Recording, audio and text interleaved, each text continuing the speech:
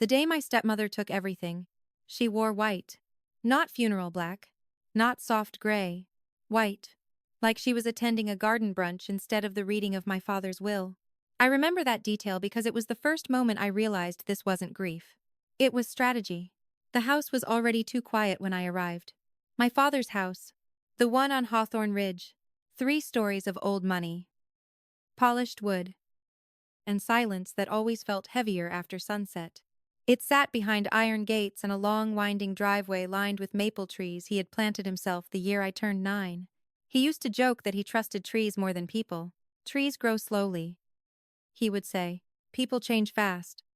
At the time, I thought it was just one of those things older men said when they had too much whiskey and too many opinions. Now I know he meant it. Because the people around him had changed faster than I ever imagined. Especially after he died. My name is Claire Bennett. I was 28 years old when my father, Richard Bennett, was buried on a cold Thursday morning under a sky so gray it looked like God himself had forgotten how to finish the day. He was 71, founder of Bennett Logistics, self-made millionaire, a man with the kind of reputation that made people stand straighter when he entered a room. To most of the city, he was a business legend. To me, he was just Dad. Difficult, brilliant, demanding, loyal in the strange, uneven way powerful men sometimes are. He wasn't warm all the time.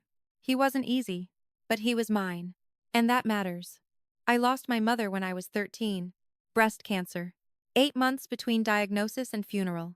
8 months of casseroles. Hospital antiseptic. Whispered conversations in hallways. And adults telling me to be strong. After she died, it was just Dad and me for almost 6 years. Not perfect, not close in the movie sense, but real. He taught me how to read contracts before I could legally drink. He made me sit in silence through negotiation meetings just to watch how men lied with their smiles. He said things like, "People rarely tell you who they are with words, Claire. They tell you with timing. Never pay attention when money arrives. Pay attention when it leaves." That was how he loved me. Not with softness. With preparation. Then, when I was 19 and away at college, he married Diane. And everything changed slowly enough that I almost didn't see it happening. That's the thing about people like Diane Mercer Bennett. They don't storm through the front door. They glide in. Elegant. Patient. Careful enough to make you feel rude for distrusting them. The first time I met her, she kissed me on both cheeks and told me she had heard so much about me. She had that polished, expensive kind of beauty that looked effortless, but probably took 2 hours and 3 professionals to achieve. Honey blonde hair, cream silk blouse, diamond earrings subtle enough to pretend they weren't meant to be noticed. She was 20 years younger than my father, 45 to his 65. And in the beginning, I tried. I really did. I told myself age gap marriages happened. I told myself loneliness made people move strangely. I told myself my father deserved companionship. But the first red flag arrived 3 months after the wedding. My mother's piano disappeared. Not sold. Not donated. Just moved. Relocated from the center of the living room to a small side parlor no one used. When I asked why, Diane smiled and said, "Oh, I thought the front room needed a cleaner visual line." Cleaner visual line. That was how she described the piano my mother had played through chemo, when her hands shook so badly she could barely finish a song. I remember staring at Diane and realizing something cold. She did not understand memory. Or, maybe worse, she did understand it. And simply did not care. Over the next 3 years, she rearranged the house the way a quiet conqueror redraws borders. Paintings changed walls. Furniture vanished. My mother's silver frame collection was archived. Archive. Such a polite word for erasure. Dad noticed some of it. Not all. He was older by then. Tired more often. Distracted. Still sharp in business. Less sharp in domestic politics. That happens too. Men who can win million-dollar deals often fail to notice the war in their own dining room. Diane made herself useful. That was her genius. She managed schedules. Filtered calls. Organized his medication after the heart attack at 68. She became indispensable in the most dangerous possible way. Gradually, By the time anyone sees a person like that clearly, they're already woven into the structure. And once someone controls the structure, they start controlling access. That part took me longer to notice. At first, Dad and I still spoke every Sunday. Then every other Sunday. Then Diane started answering his phone more often. He's resting. He had a long day. He'll call you back. Sometimes he did. Sometimes he didn't. When I came to the house, she always greeted me warmly. Too warmly. Like a hostess. Not family. She'd say things like, "Richard's in his office. But he's exhausted. Sweetheart, maybe keep it light today. Keep it light." As if my father and I were strangers making small talk at a wedding. Still, he and I had our own language. A glance. A pause. A phrase. I knew when he was irritated. I knew when he wanted the room cleared. I knew when he said, "Interesting," that he usually meant, "I hate this." But go on. And about 8 months before he died, something shifted again. He called me himself. Not Diane.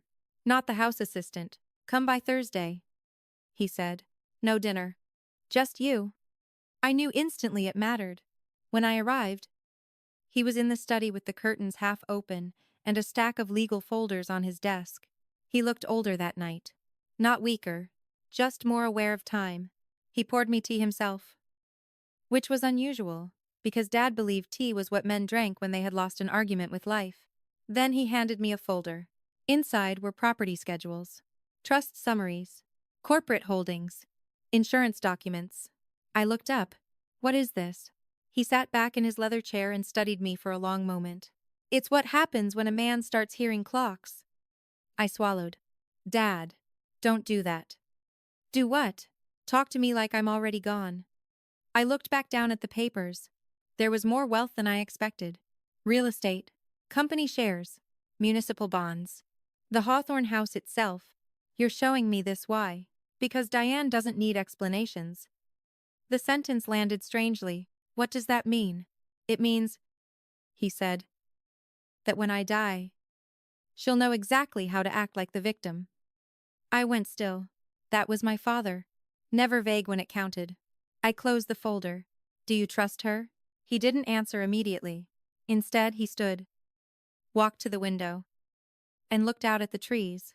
Finally, he said, "I trust her to do what benefits Diane." That was not an answer designed to comfort a daughter. It was an answer designed to warn one. I remember tightening my grip on the folder. "Then why is she here?" He gave the faintest smile. "Because old men make 2 mistakes. Which are, we think time is longer than it is." He turned back toward me. "And we mistake management for devotion." That conversation stayed with me. Not because he explained everything. Because he didn't. My father hated speaking plainly about emotional failures.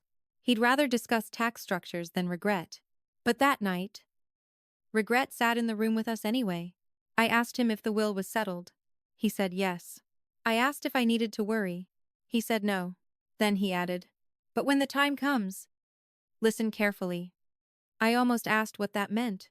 Almost. But then Diane entered the study carrying a tray neither of us had asked for. Coffee for him. Sparkling water for me. Perfect timing. As always. She looked from me to the open folders and smiled. "Am I interrupting family business?" Dad closed the top file. "Yes." She laughed lightly, like he'd made a charming joke. That was Diane's second talent. She could hear hostility and translate it into atmosphere. She set the tray down and touched his shoulder. "Don't stay up too late." "Richard." Then she looked at me. "You know how stubborn he is." I smiled politely. "I do. But what I thought was, you are listening too closely." 2 months later, he collapsed during a board dinner. Massive cardiac event. Dead before the ambulance reached St. Vincent's. I got the call from a number I didn't know while standing in the produce aisle of a grocery store with a hand on a bag of oranges. There should be a rule against receiving life-ending news under fluorescent lights. There should be some kind of dignity requirement. Instead, I remember a woman from the hospital saying words like, "I'm sorry," and "everything possible," and "next of kin," while I stared at citrus and forgot how to stand properly. The funeral was exactly what powerful men receive. Large, restrained, expensive, politicians who barely knew him, executives who owed him fortunes, old rivals pretending they had once been friends. Diane wore black then. Perfect black, veiled hat, controlled tears. One gloved hand, lightly touching people's forearms as they offered condolences. She looked like a woman carved out of public sympathy. I barely spoke. Not because I was in shock, because I was watching. And what I saw disturbed me. People weren't turning to me. They were turning to her. Every decision, every question, flowers, press statement, reception, all Diane. As if I weren't the daughter. As if I were some junior relative with sentimental but irrelevant rights. Then came the first legal surprise. At the graveside. Before the final guests had even left. A man in a navy overcoat approached Diane and handed her a folder. She took it without blinking. No surprise. No confusion. Just a nod. She had been expecting it. I saw that clearly.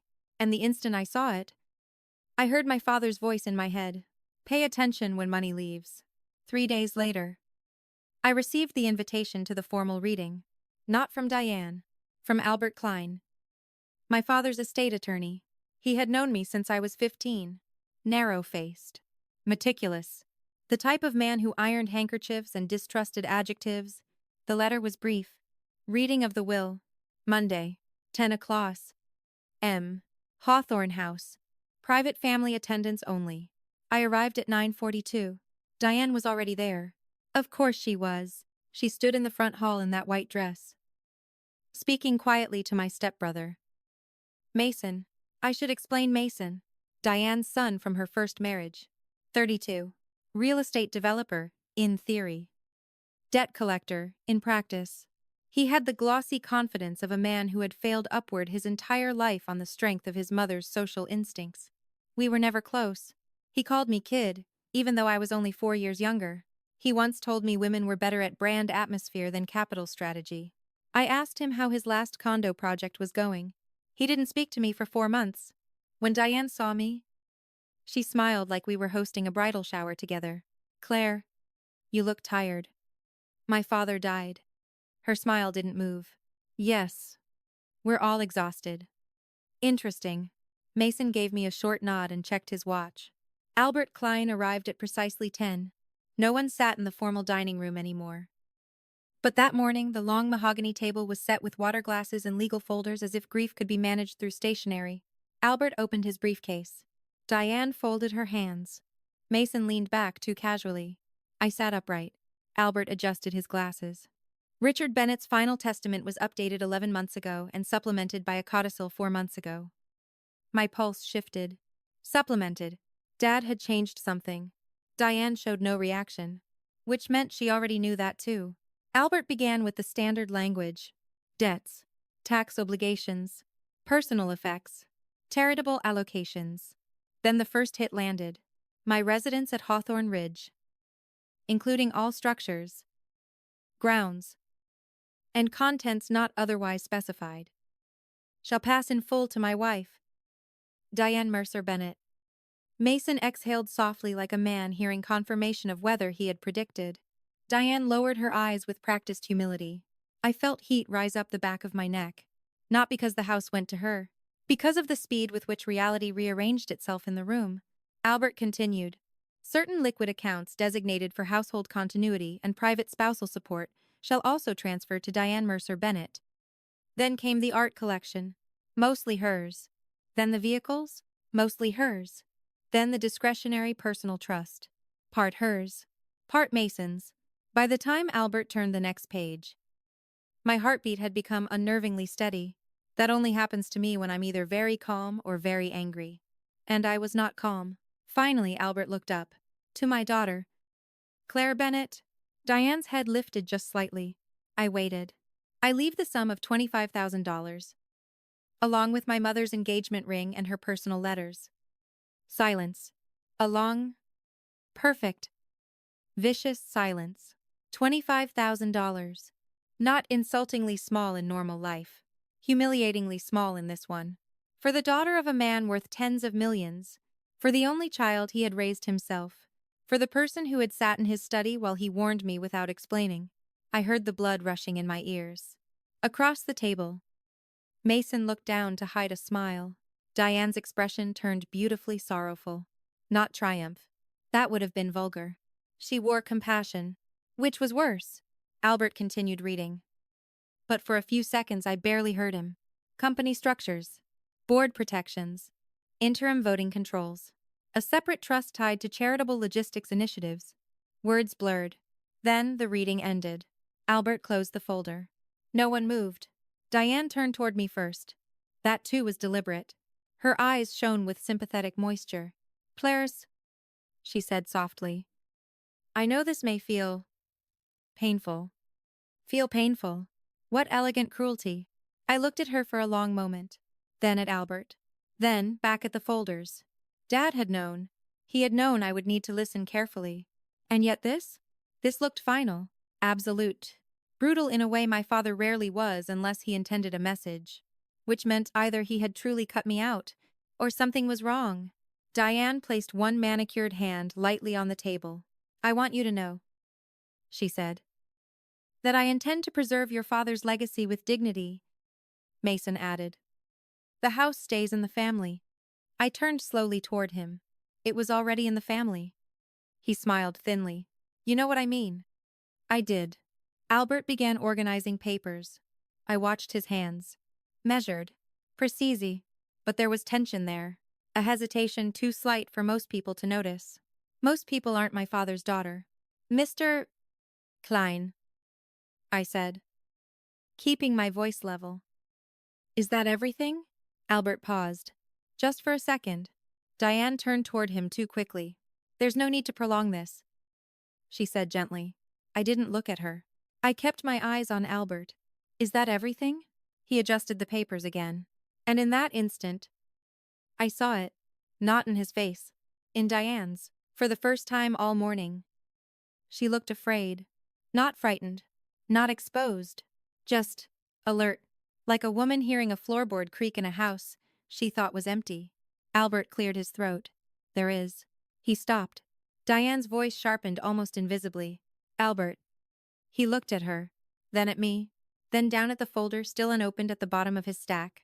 One final clause, he said. No one moved. Mason frowned. Diane went perfectly still. I felt every nerve in my body pull tight. A final clause. My father's voice again. When the time comes. Listen carefully. Albert placed his hand on the sealed envelope. It was left with instructions to be read only if all named primary beneficiaries are present. My heart slammed once. Because suddenly, the room no longer belonged to Diane. It belonged to timing.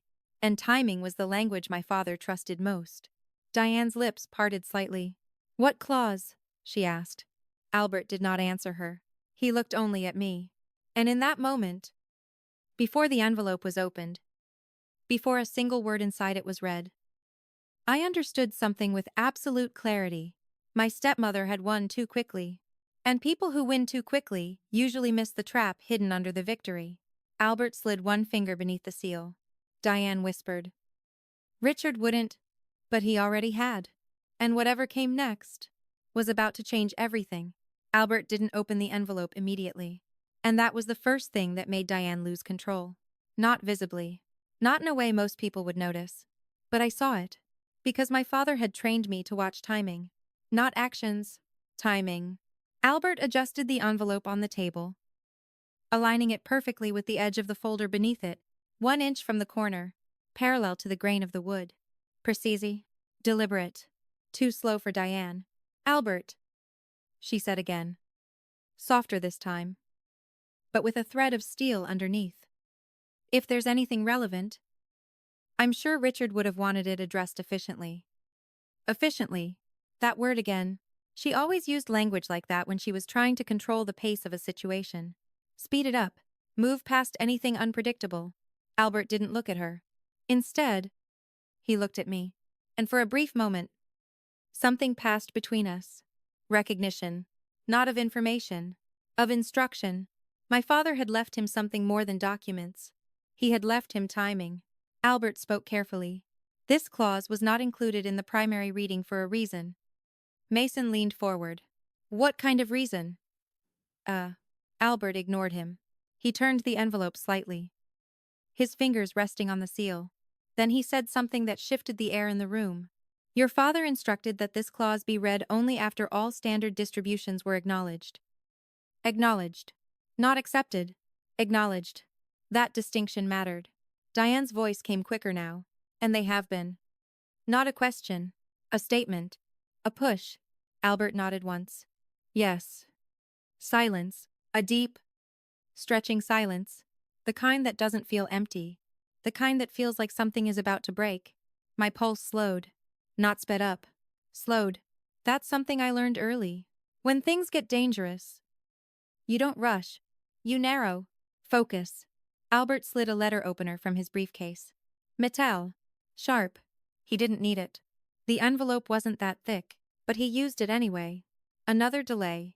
Another small act of control. Diane's fingers tightened on the edge of the table. Barely. Almost invisible. But there. Mason shifted in his chair. What is this? Some kind of quiet, Diane snapped. And that was the first time her tone cracked. Just a little. But enough. Albert slid the blade under the seal and opened the envelope cleanly. No tearing. No rush. Inside was a single folded sheet. Heavy paper. My father always preferred heavier stock for anything that mattered. Albert unfolded it, paused, adjusted his glasses. Then he began. In the event of my passing, and following the execution of all primary distributions.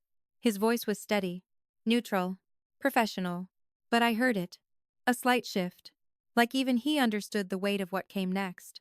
I hereby activate a conditional estate directive pertaining to all major holdings, including but not limited to Bennett Logistics, associated trusts, and controlling assets tied to said entities. Mason frowned. That doesn't make sense. He muttered. Diane didn't move. At all. Albert continued. This directive supersedes any individual inheritance in matters of operational control, asset liquidation, and long-term ownership. Now Mason sat upright. What? But Albert kept reading. And now the room was listening. Really listening. For a period not less than 90 days following the reading of this clause. My heartbeat dropped again. 90 days. A time frame. All primary beneficiaries named in this will are subject to review under the conditions outlined in the attached governance provision. Diane finally spoke. What review? Sharp. Direct. No softness now. Albert didn't look up. A. Behavioral and fiduciary review. Silence. Then Mason laughed. A short, dismissive sound. Are you serious? What is this? Some kind of test? Albert ignored him again. During which all decisions affecting the estate, the company, and any associated assets must be approved by a designated interim authority. That was it. That was the moment everything shifted. Because now, this wasn't inheritance anymore. This was control. Diane's voice dropped, dangerously calm. And who is this designated authority? Albert paused. And this time, he did look up. At me. Not at Diane. Not at Mason. At me. The room held its breath. Then he said it. Claire Bennett. Mason blinked. What? Diane didn't speak. She stared at Albert like she hadn't heard him correctly. Albert repeated it. Claire Bennett is appointed interim controlling authority over all major estate assets for the duration of the review period. The silence that followed wasn't empty. It was violent. Mason pushed back in his chair. That's not how this works. Diane still hadn't moved, but something in her face had changed. Not panic. Not yet. But calculation. Sharp. Dangerous. Albert continued. Because of course he did. This authority includes, but is not limited to, suspension of asset transfers, review of financial activity, oversight of corporate decisions, and temporary veto power over all major transactions. Mason stood up now. This is insane. Albert turned one page. There is more. Of course there was. There's always more when my father writes something like this. In the event that any primary beneficiary attempts to circumvent, obstruct, or undermine the authority of the interim controller, Diane's voice cut in. Albert. Not loud. But absolute. He didn't stop. Said beneficiary's claim to major assets may be subject to reevaluation. Delay. Or permanent forfeiture pending legal review. Now Diane moved. Slowly, she sat back in her chair. And for the first time since I had walked into that house, she looked like she was losing. Not visibly. Not dramatically. But the illusion had cracked. Just enough. Mason turned to her. Mom. This is... She didn't answer him. Her eyes were on me now. And there it was. The truth. No more warmth. No more polite performance. Just recognition. She had underestimated me. Not emotionally. Strategically. Albert finished the clause. This directive is legally binding and supported by the attached governance documents. Held in escrow and validated upon my death. He lowered the paper. The room didn't move. Didn't breathe. Didn't exist the same way it had 10 minutes ago. Because 10 minutes ago, Diane owned everything. She needed my permission to touch it. Mason looked between us. This is temporary, he said quickly. Like saying it would make it true. 90 days. That's nothing. I finally spoke. First time since the clause began. Depends on what happens in those 90 days. My voice was calm. Too calm. Because something inside me had clicked into place. Not anger. Not grief. Clarity. Diane stood slowly. Elegant. Controlled. Still playing the role. But now I could see the effort behind it. Claire, she said. Her voice smooth again. Your father clearly didn't intend for this to create conflict. Conflict. That was the word she chose. Not power. Not control. Conflict. I met her gaze. No, I said quietly. He intended it to reveal something. Her smile tightened. And what exactly do you think it reveals? I didn't answer immediately. I let the silence stretch. Let her feel it. The uncertainty. The shift. Then I said, that depends on what I find. Mason scoffed. You're not investigating anything. This isn't a courtroom.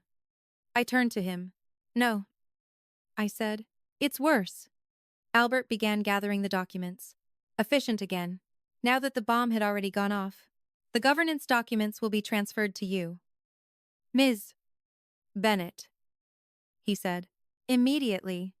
Diane stepped closer to the table. Not aggressive. Not yet. But closer. This is unnecessary, she said. Her tone softening again. Shifting strategy. We're family. We can handle this without complications. Family. That word sounded different now. Hollow. Convenient. I looked at her. Really looked at her.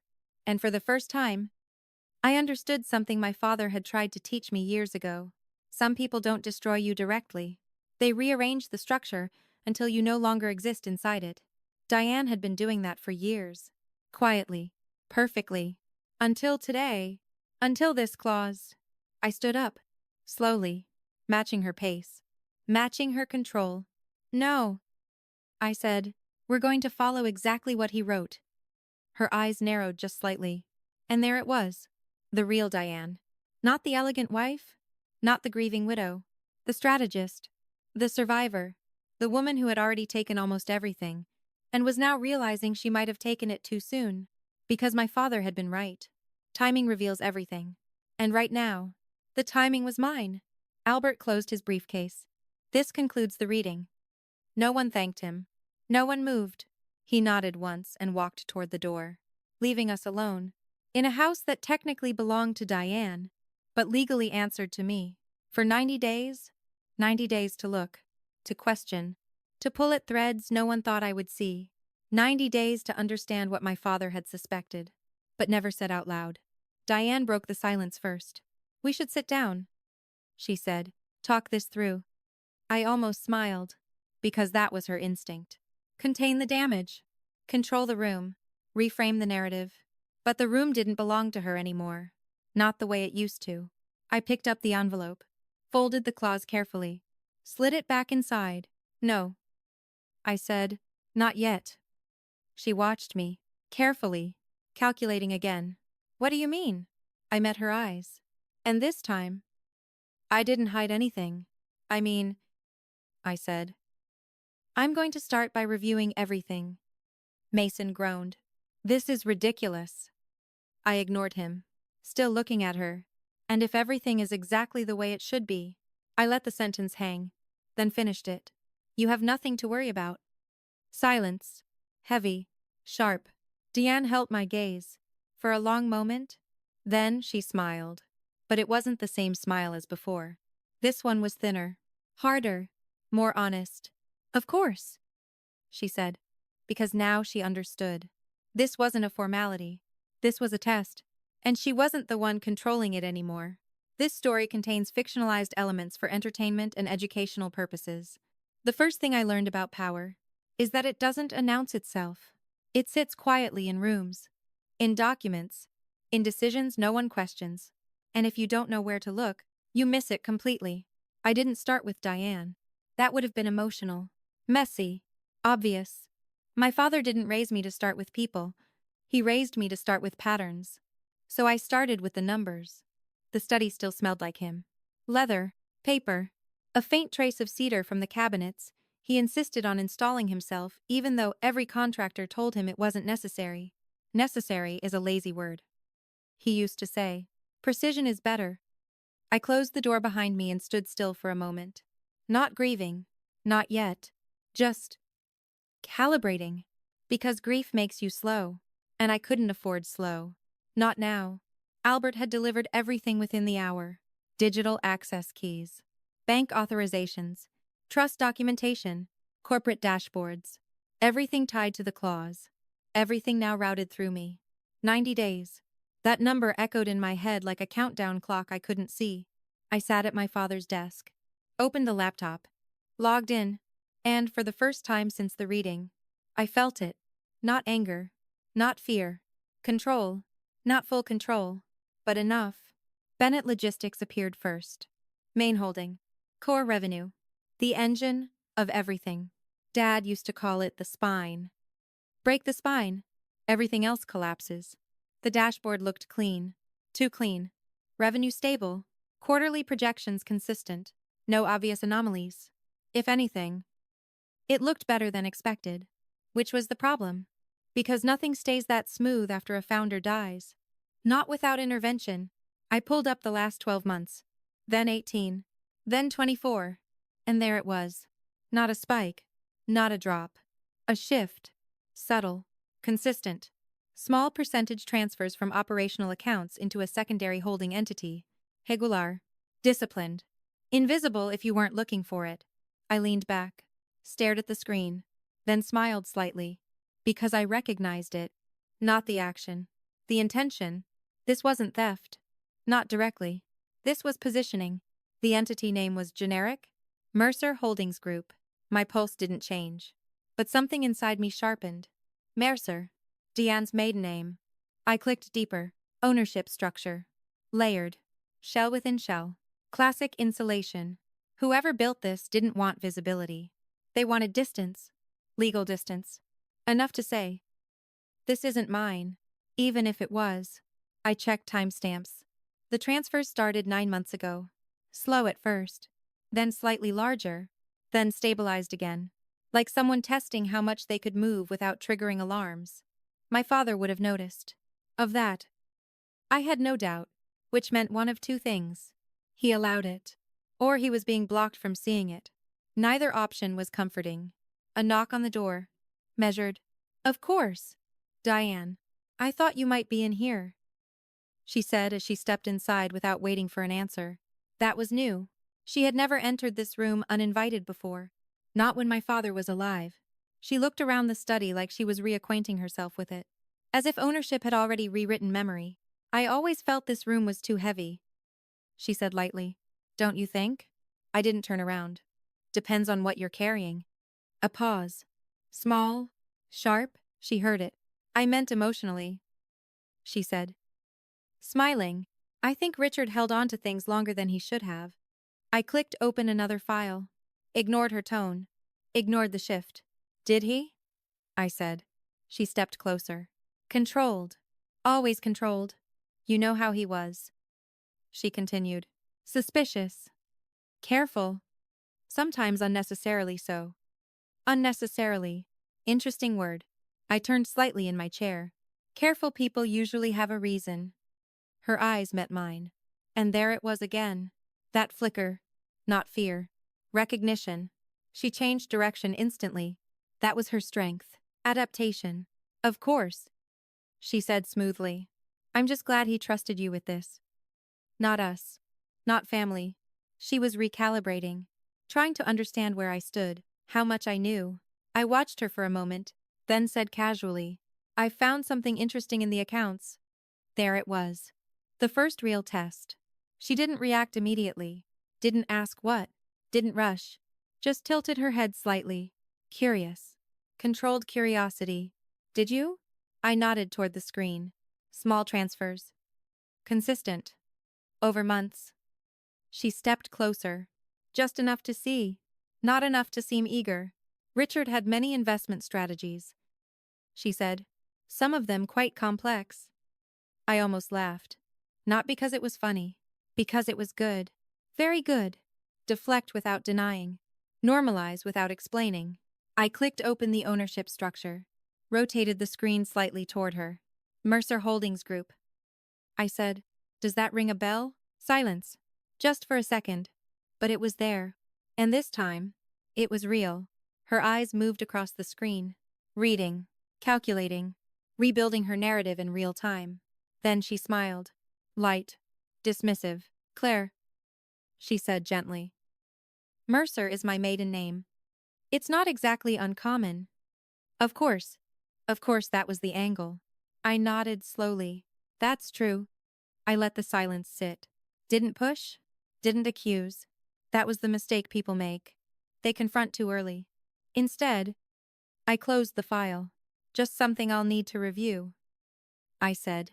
Her shoulders relaxed slightly. Not fully. But enough. She thought she had contained it. Minimized it. Of course, she said. We should go through everything together. Transparency matters. Transparency.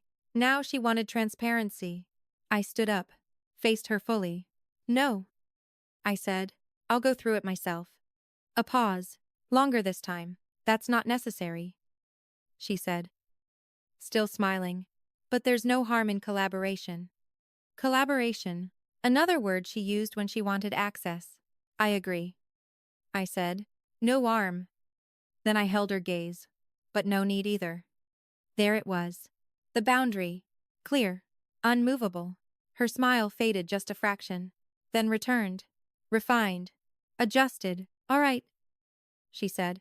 If that's how you want to handle it. It wasn't a concession. It was a recalibration. She was stepping back. Not retreating. She turned toward the door. Paused. Then looked back at me.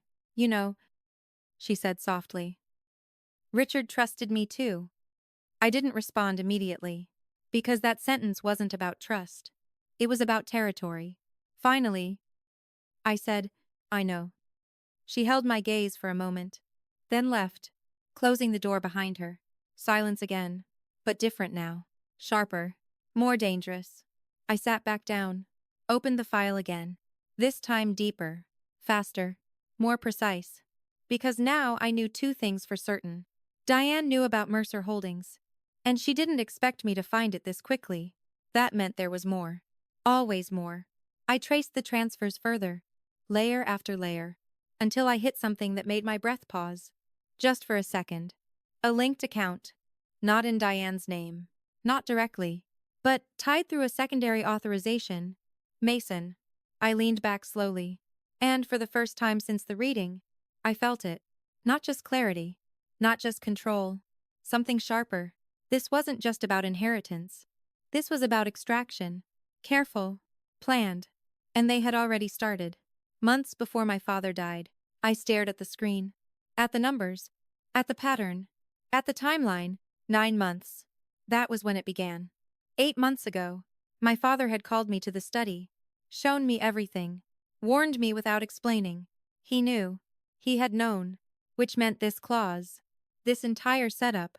Wasn't precaution. It was a trap. And Diane had walked straight into it. I closed the laptop slowly. Sat in the silence. Let the realization settle fully. This wasn't about proving anything anymore. It wasn't about suspicion. It wasn't about doubt. It was about timing, evidence, pressure.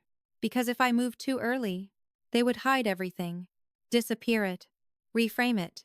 But if I waited, just long enough, they would think they were safe.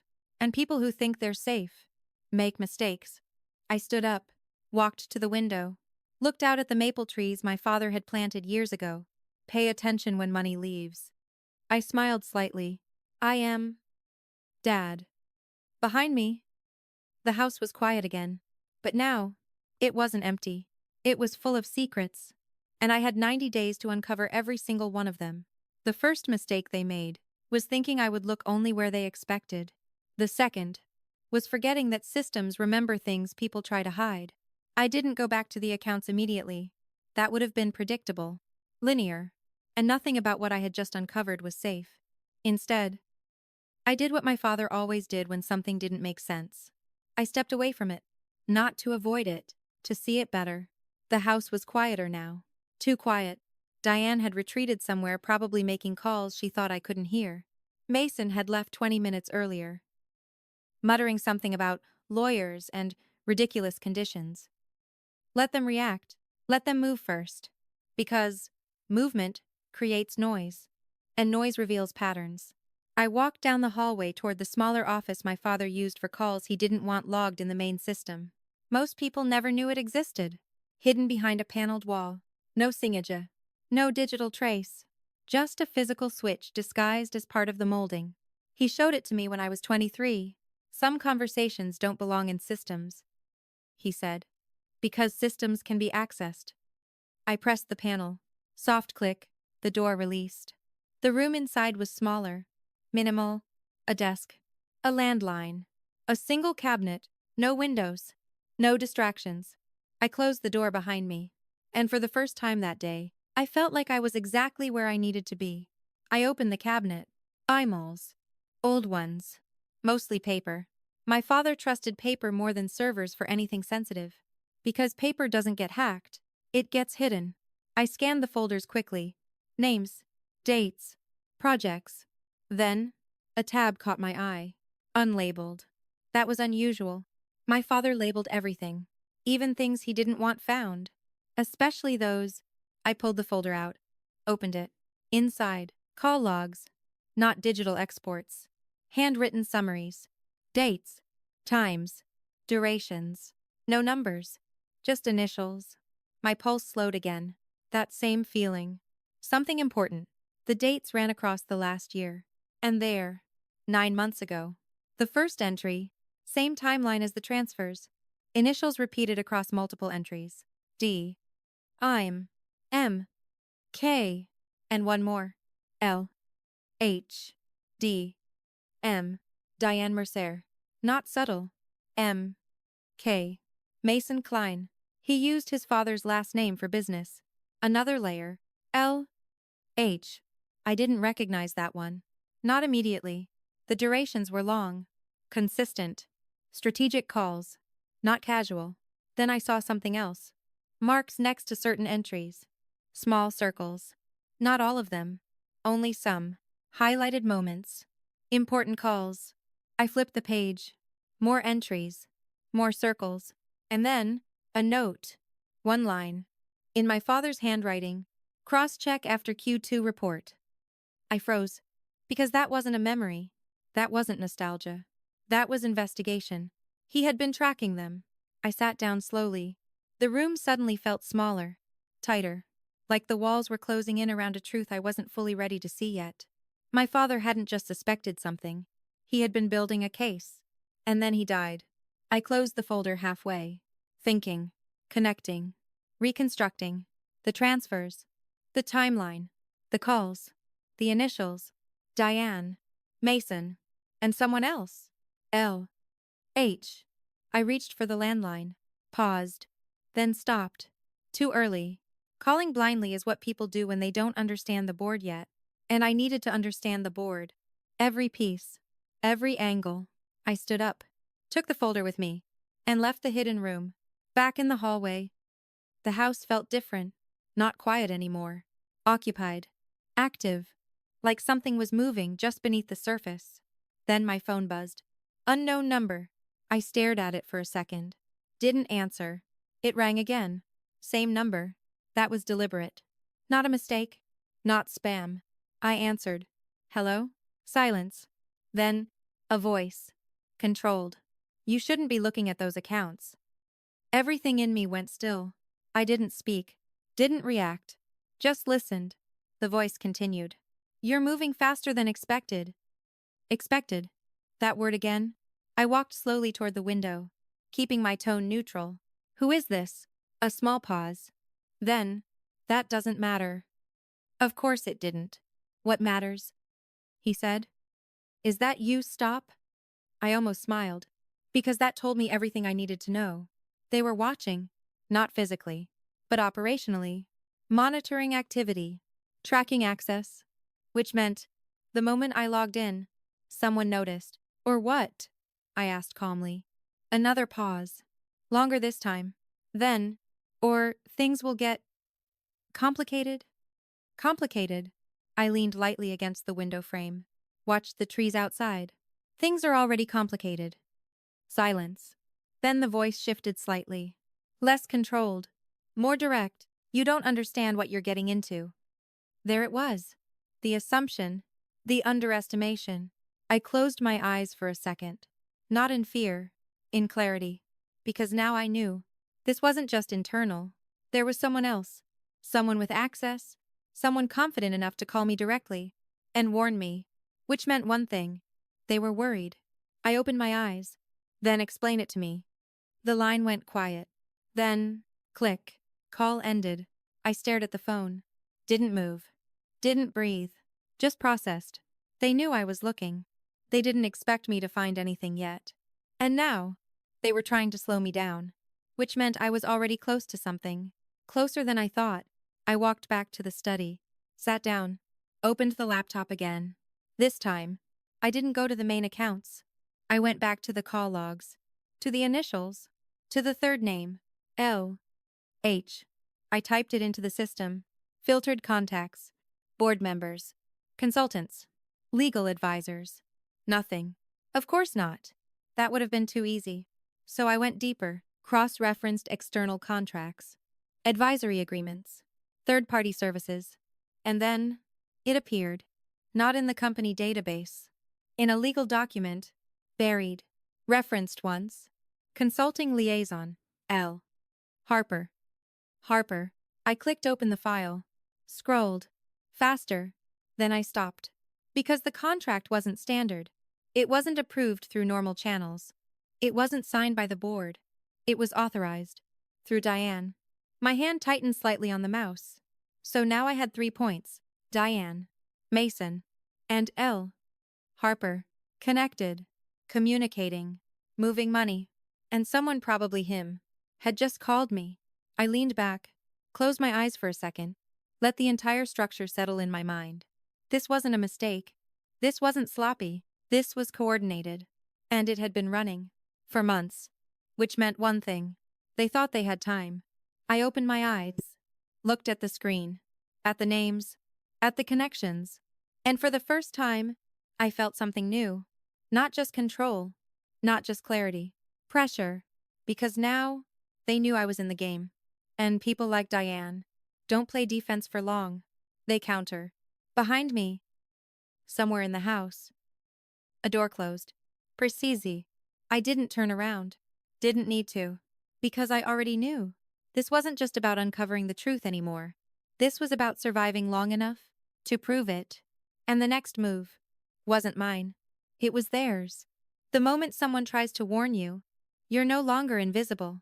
And the moment you're no longer invisible, you have 2 choices. Or take control of the stage. I chose the stage. I didn't call Diane. I didn't call Mason. And I definitely didn't call the number that had just warned me to stop. Because reacting directly to pressure is exactly what they wanted. Instead, I did something else. Something my father used to do when negotiations started turning hostile. I called a meeting. Not a private one. Not a quiet conversation behind closed doors.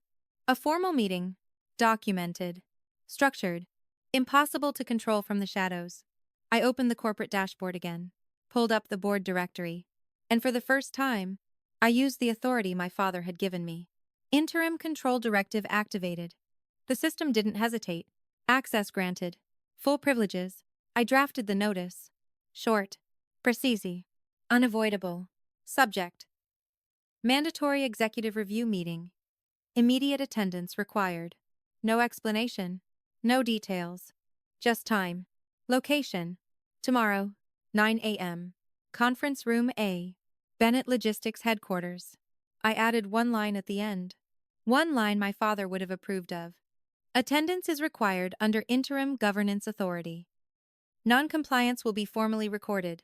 Then I hit send. For a few seconds, nothing happened. Then, the system lit up. Read receipts. Notifications. Access logs. People were opening it, reading it, forwarding it. Let it spread. Let it create questions. Because questions create pressure. And pressure forces mistakes. My phone buzzed. Mason. Of course. I let it ring. Then again. And again. On the fourth call, I answered. What are you doing? He snapped immediately. No greeting. No pretense. I leaned back in my chair. Measured. I called a meeting. You don't get to call meetings like that.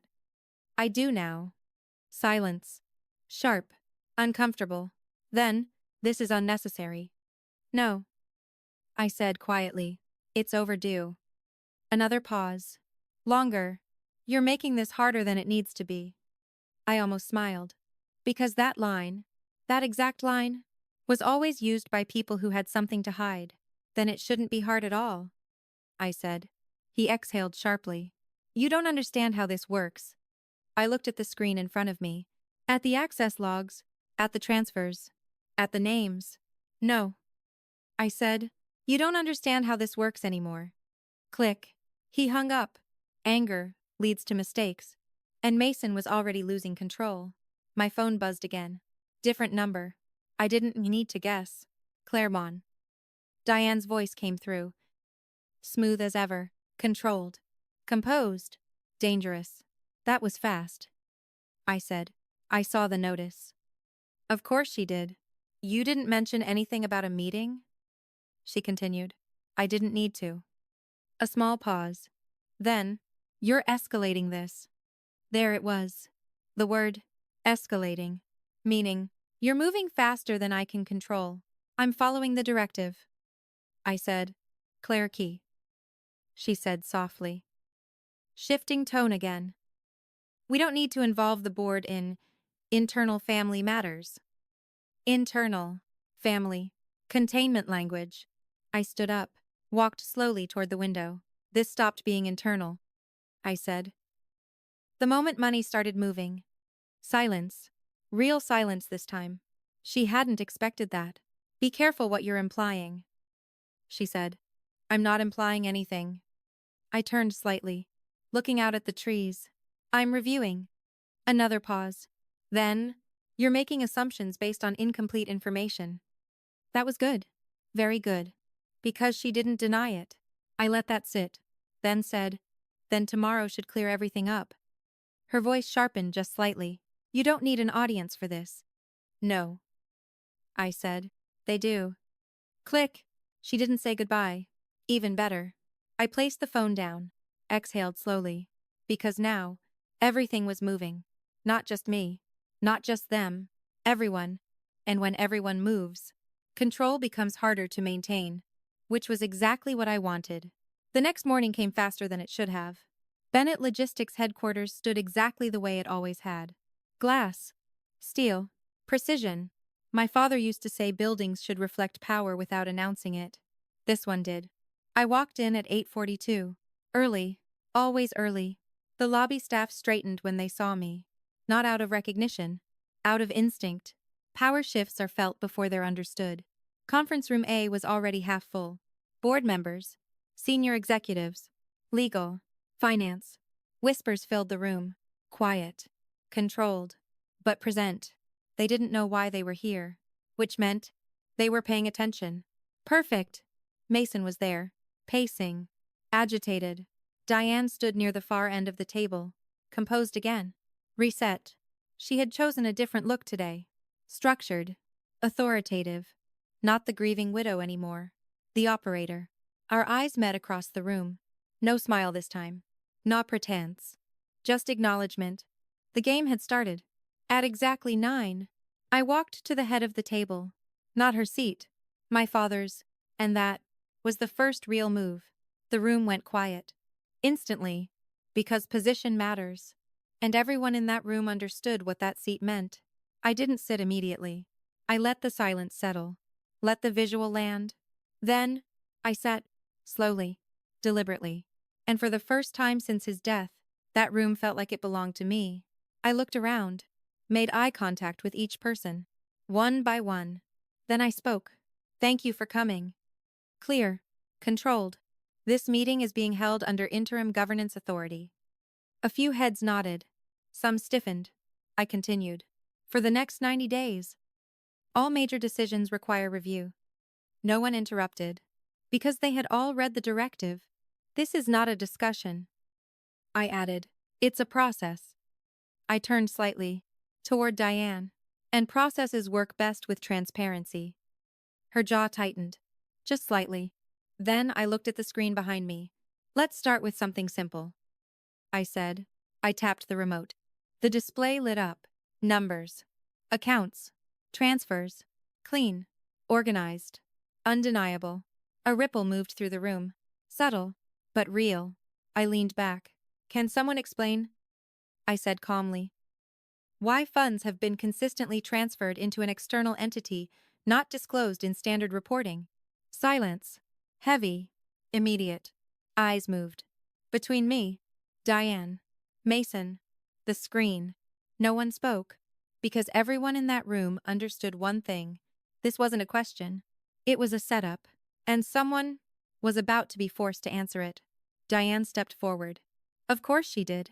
Always first to regain control. There's context here, she said smoothly. Strategic positioning. Asset protection. I raised a hand. Not aggressively. Not rudely. Just enough. Then explain it. The room held its breath. Because now, this wasn't private anymore. This was public. Documented. Unavoidable. And for the first time, Diane didn't have control of the narrative. She had to respond. And whatever she said next would change everything.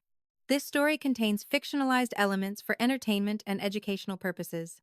There's a moment in every room like that, where truth stops being optional, where silence stops protecting anyone, and the only thing left is who speaks first. Diane didn't hesitate. Of course she didn't. Hesitation is weakness, and she had never built her life on weakness. Those transfers. She began smoothly, stepping closer to the table, are part of a strategic restructuring initiative Richard approved before his passing. Her tone was perfect, measured, confident, believable. A few heads in the room nodded slightly. Not agreement, recognition. Because it sounded like something my father would do. That was her move. Borrow his credibility. I didn't interrupt. I let her continue. Because the longer she spoke, the more she committed to a version of the truth. It's not uncommon, she added, for high-value estates to diversify holdings through external entities. It protects against volatility. She glanced around the room, reinforcing it, building consensus, especially during transitional periods like this. Very good. I leaned back slightly, folded my hands. Which entity? I asked. A pause. Small. But there. Mercer Holdings, she said. She said it cleanly, confidently, as if saying it directly would remove suspicion. I nodded slowly. Registered under your maiden name? Yes, she said immediately. No reason to complicate something straightforward. Of course. Simplify. Normalize. Minimize. Mason stepped in now, trying to support her. Claire propos. This is standard structuring. You're making it sound like something it's not. I turned my head slightly, looked at him. Then it should be easy to explain. Silence again. The room wasn't comfortable anymore. Because now, this wasn't just internal review. This was exposure. I reached for the remote again. Clicked. The screen changed. New data. More detailed. More precise. transaction breakdowns, authorization signatures, timestamps, and one column highlighted in red, secondary authorization access. I said calmly. Mason's face changed. Just slightly, but enough. I zoomed in, tapped the screen. Emma K. No one needed clarification. The room understood. Mason took a step forward. That doesn't mean anything. I didn't look at him. I kept my eyes on the board. It means, I said quietly, that someone outside primary reporting channels had direct access to these transfers. Now the room shifted, more noticeably, because that wasn't standard. That was irregular. Diane stepped in again. Faster this time. More force. Mason assists with certain investment logistics, she said. It's efficient. Efficient. Always that word. I nodded slightly. Without board approval? Silence. Then, something unexpected happened. A voice. From the far end of the table. Those authorizations weren't logged through the main system. Everyone turned. Daniel Reeves, head of internal finance. Quiet. Precise. The kind of man who rarely spoke unless he was absolutely sure. Diane's eyes snapped toward him. Sharp. Warning. But it was too late. Daniel continued. They were routed through a secondary access protocol. The room went still. Because now, it wasn't just me. Someone inside was confirming it. Mason laughed. Forced. So what? That's not illegal.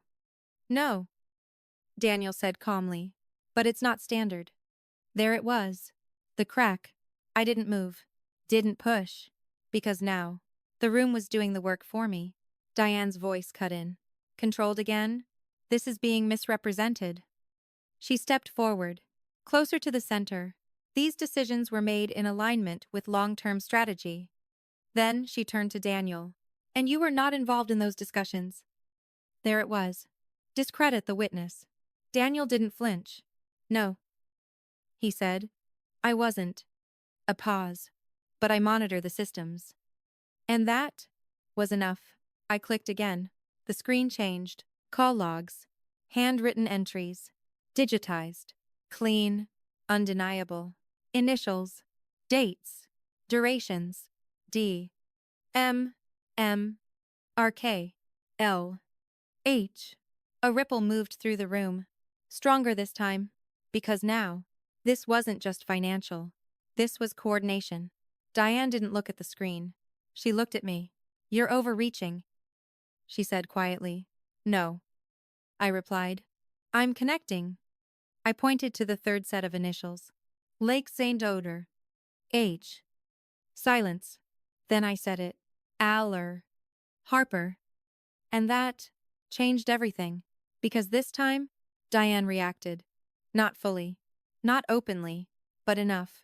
Her eyes flickered. Just for a second. Recognition. Mason didn't hide it at all. What does that have to do with anything? He snapped. I turned to the room. That's what I'd like to know. Silence. Then, another voice. Legal. Margaret Ellis. Senior counsel. That name appears in one of the consulting agreements. She said slowly. Diane's jaw tightened. Margaret continued. It wasn't routed through standard approval channels. The room wasn't just tense. It was unstable. Because multiple people, independently, were confirming the same pattern. I leaned forward slightly. Would you describe that as standard practice? Margaret didn't answer immediately. Then, no. And there it was. The moment. The one where the structure starts collapsing. Mason slammed his hand on the table. This is ridiculous. Diane didn't move. Didn't speak. Because she understood something he didn't. This wasn't about defending anymore. This was about surviving. I sat back. Calm again. Let's keep this simple, I said. I looked at the room. Then back at her. Funds were moved. Access was granted outside normal channels. An external consultant was involved. A pause. Without full disclosure. Silence. Then I added, and I received a call yesterday. That landed. Because now, it wasn't just internal evidence. It was active interference. Diane's head tilted slightly. What kind of call? I met her gaze. A warning. Silence. No one moved. Because now, everyone in that room understood. This wasn't just mismanagement. This was something else. Something bigger. Something deliberate. I stood up slowly. The review is ongoing, I said, controlled. Final. No decisions will be made until it's complete. I looked directly at Diane. And no assets will move. This time, she didn't argue, didn't push, because she knew the board had seen enough.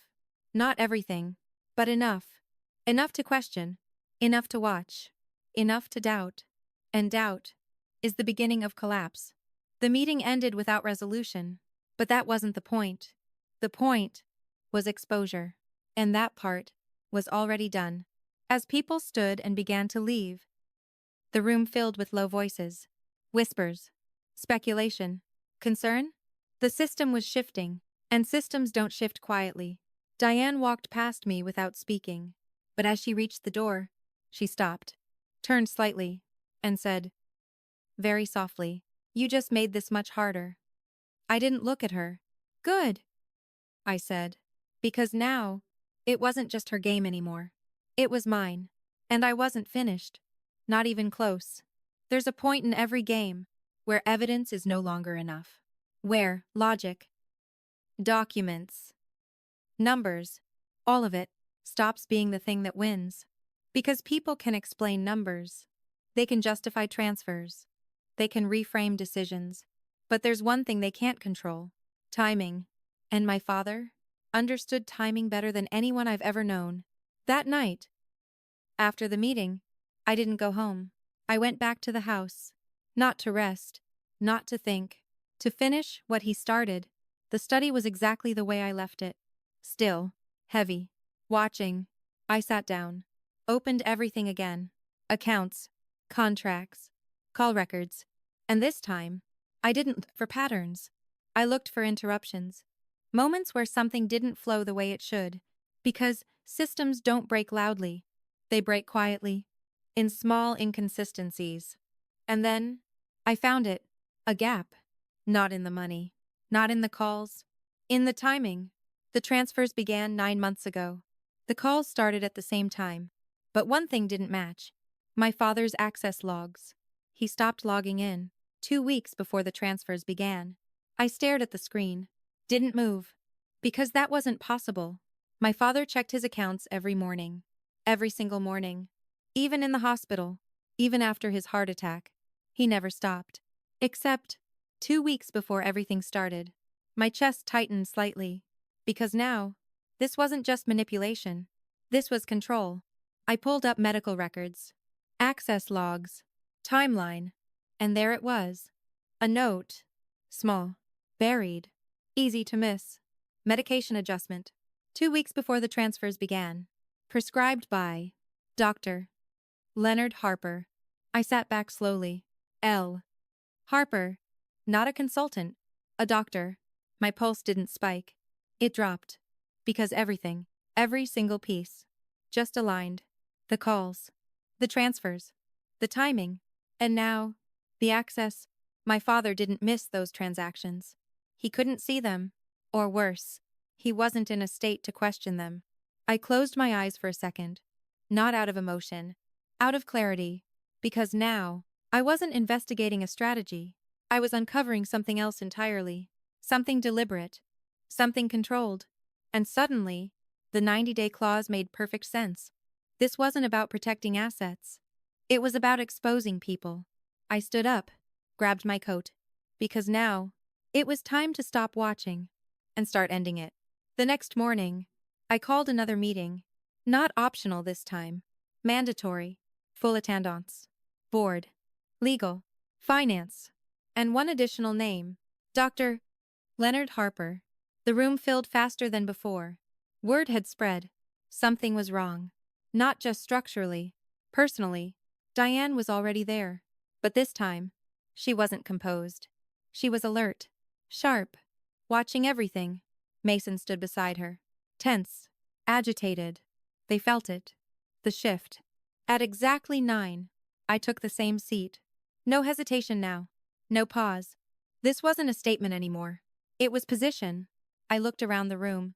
Everyone was waiting. And this time, they knew it wasn't just about money. Let's continue. I said. Clear. I tapped the screen. First, the transfers. Then, the call logs. Then, the consulting agreement. And finally, the medical record. The room changed instantly.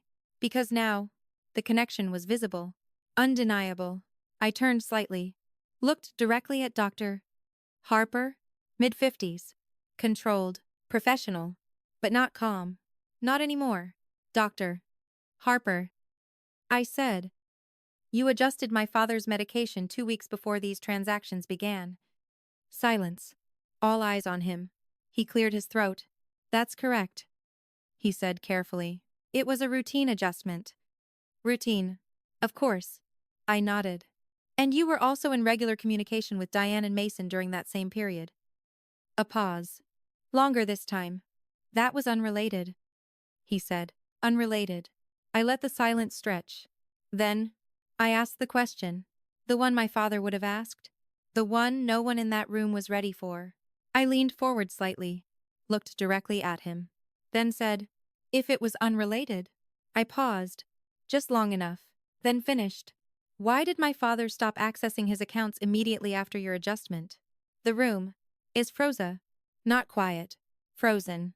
Because that wasn't an accusation. It was worse. It was a connection no one could ignore. Doctor. Harper didn't answer. Diane stepped forward. That's speculation, she said sharply. But her voice, it wasn't steady. Not anymore. I didn't look at her. I kept my eyes on him. Waiting. Because now, the entire room was waiting.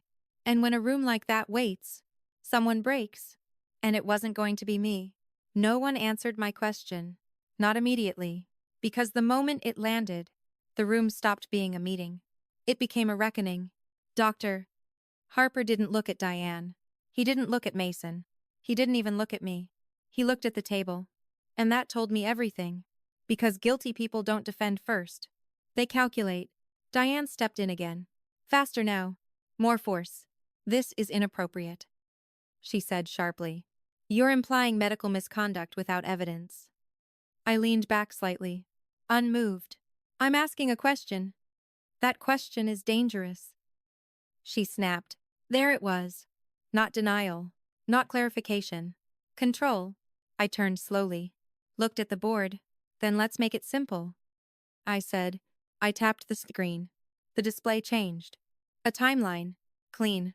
Precise. Unavoidable. Medication adjustment. Day 0. Account inactivity. Day 1. First transfer. Day 14. Regular transfers. Weekly. Consistent. Disciplined. Calls. D. M. M. 2. L. H. Overlaid. Perfectly aligned. A ripple moved through the room. Stronger than before, because now, this wasn't theory. This was structure. I stood up, walked slowly toward the screen. Before this adjustment, I said, my father accessed his accounts every day. I looked at them, one by one. After it, I let the silence finish the sentence. He didn't need to say it. They all saw it. Doctor. Harper's voice finally came. Careful. That doesn't prove anything. I nodded. You're right. A pause. It doesn't prove intent. Silence. Then I added, but it proves opportunity. And that shifted everything. Because now, this wasn't about whether something happened. It was about whether someone could have made it happen. Diane stepped forward again. You're twisting this, she said. No, I replied. I'm finishing it. I walked back to the table, picked up a folder, the one Albert had delivered, the one no one had asked about, because they thought the clause was the final move. They were wrong. I opened it, slowly, then placed it on the table. 4 months ago, I said. My father added a codicil. Albert, standing near the wall, didn't move, didn't speak, because he didn't need to. I slid the document across the table, toward Margaret. Please read the highlighted section. She hesitated, then picked it up. Read silently at first. Then, her expression changed, subtle, but undeniable. She looked up, then read it out loud. In the event that any beneficiary is found to have interfered directly or indirectly with my cognitive quote, financial, or operational autonomy, the room went still again. All primary asset allocations to said beneficiary shall be immediately suspended and subject to permanent revocation, pending legal review. Silence. Heavy. Final. Diane didn't move. Mason didn't speak. Because now, this wasn't about control. This was about consequence. I let it settle. Let it sink in. Let them feel it. Then I said quietly, he knew. No one asked what I meant. They didn't need to. He didn't know everything. I continued, but he knew enough. I turned toward Diane, and he knew when to stop talking, a pause, and start preparing. Her composure cracked, not loudly, not dramatically, but enough. Her shoulders stiffened, her eyes hardened. Because now, she understood. This wasn't a reaction. This was a trap, built months ago, triggered at exactly the right time. I looked at the board.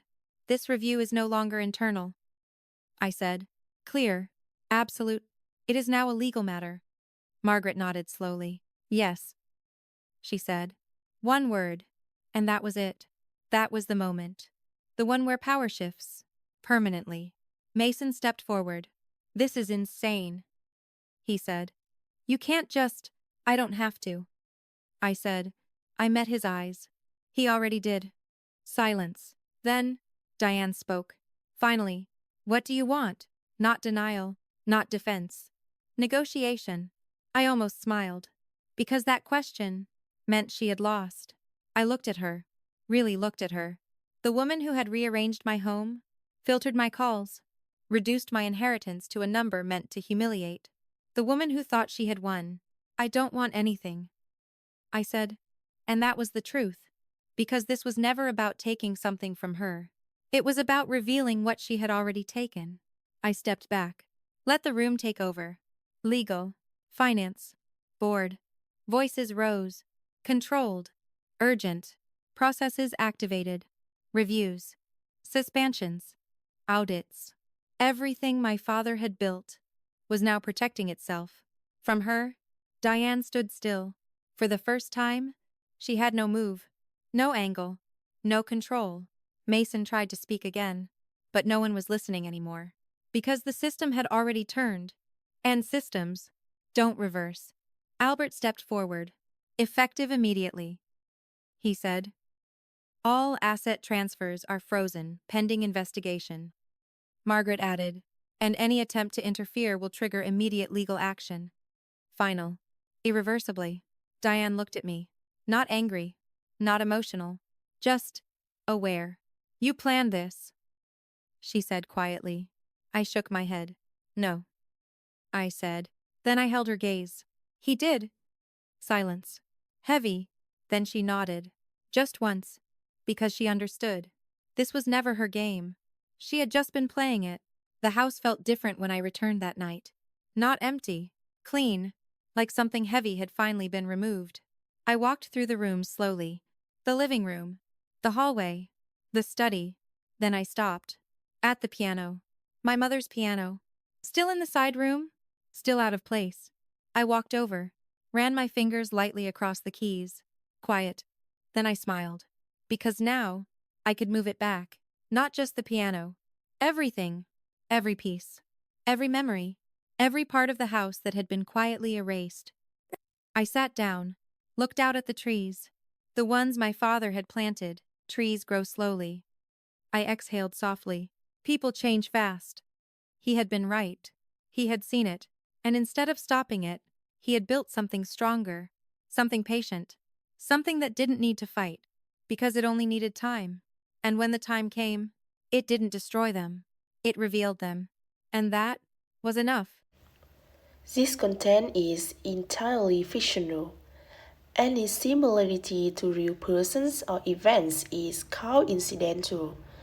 This video is not news, not a documentary. It is presented for creative storytelling purpose only. AI-assisted production.